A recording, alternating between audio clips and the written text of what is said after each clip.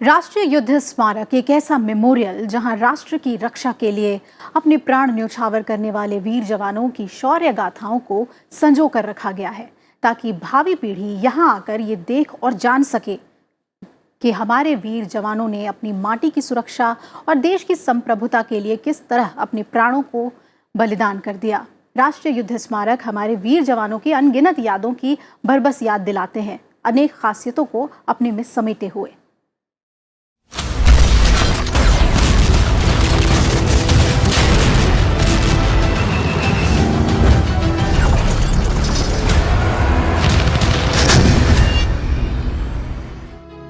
भारतीय सेना की शौर्य गाथाएं इतनी ज्यादा हैं कि उनके लिए शब्द कम पड़ जाते हैं। एक ओर भारतीय सेना ने जहां युद्ध में अपने पराक्रम का लोहा मनवाया है, वहीं दूसरी ओर जब भी राष्ट्र और उसके लोगों पर कोई विपत्ति आई है तो संकट की ऐसी घड़ी में अनगिनत लोगों की जान बचाई है।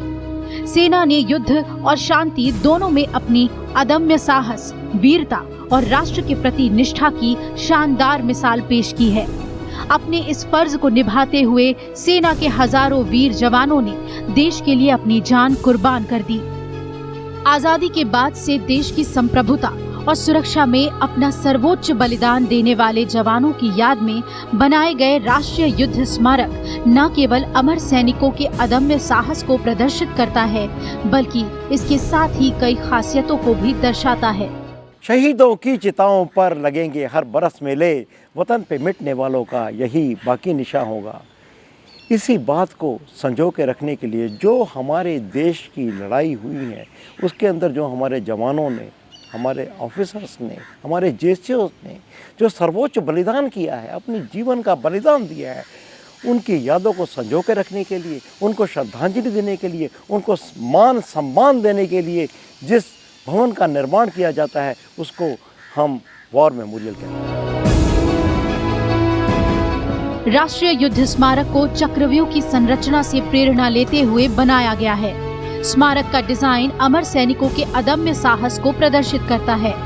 राष्ट्रीय युद्ध स्मारक की अवधारणा 4 चक्रों पर आधारित है, जहां एक सैनिक के जन्म से लेकर शहादत तक की यात्रा का चित्रण किया गया है।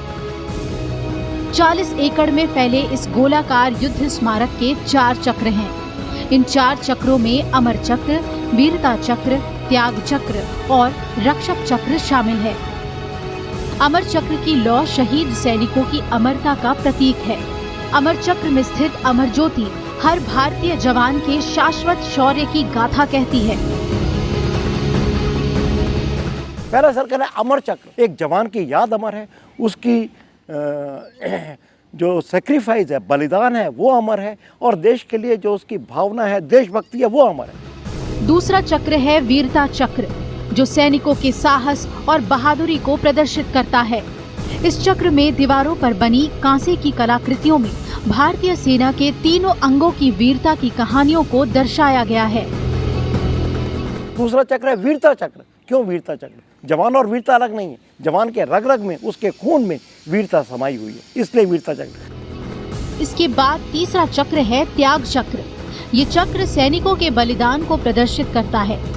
पत्थरों से तराशे गए और 2 पंक्तियों में बने त्याग चक्र में लगा हर एक पत्थर पर अलग अलग युद्ध और सैन्य अभियान में शहीद हुए 25,942 शहीदों के नाम लिखे गए हैं।